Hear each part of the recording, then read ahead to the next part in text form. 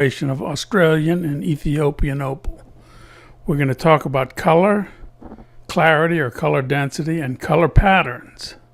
You look in the bottom of each photo coming up, you'll see if it's Australian or Ethiopian. You'll notice that the same basic colors are there: red, orange, yellow, green, blue, and a little bit of indigo or violet. They both have the same basic colors. Australian opal has either a clear or whitish background, but there are special backgrounds in Ethiopian, like yellow. Some yellow Ethiopian opal will knock your eyes out. The same goes for brown, which is actually just a variation of yellow. And sometimes with Ethiopian, you just see the craziest combinations you could ever imagine. Now, I'm kind of partial to the colors in Australian opal, but there are patterns in Ethiopian opal that I find truly amazing. The honeycomb pattern was described as the digitate pattern or the digit pattern, because if you look at these in cross sections, they're finger-like processes, as you can see in this photo.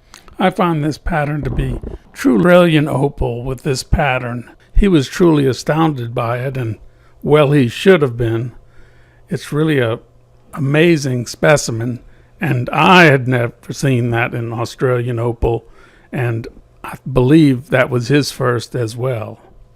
The subject of color density applies mostly to Ethiopian opal. Here's a crystal clear, faceted Ethiopian opal. This one has a pretty clear background. This one also has a clear background, but I put it in there because check out those nails. Hot stuff. Totally blinging. It should be noted that the most popular of all Ethiopian opals are ones without a clear background, because they resemble Australian opal and can command a higher price. We're now going to tackle the subject of cracking, but before we can do that, we have to address the special quality that Ethiopian opal, your rough opal, you need to go into a different business, because cracks are a fact of life. But when an opal cabochon cracks months or years after you cut it, that's a really, really bad thing. Nightmare on Hell Street. Cracks that are present in Ethiopian opal are actually somewhat fun to deal with. Of course, you'd prefer to have an intact specimen, but under the circumstances, they can actually be somewhat fun to break apart. And instead of getting one large cabochon, you get several small ones.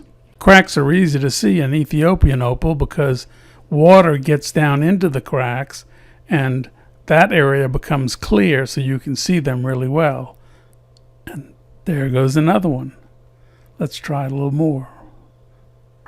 So now I'm going to talk about beauty, pricing, and perhaps most importantly, long-term value of opal. The beauty of opal determines its price, whether it's Australian or Ethiopian. Australian opal has long-term value, heirloom quality. But that doesn't necessarily mean that Ethiopian opal is worthless, particularly if you're not really investing. All of these opals you see here, all this opal jewelry, was designed, cut, and set by me and was once a part of my personal collection, except for this one.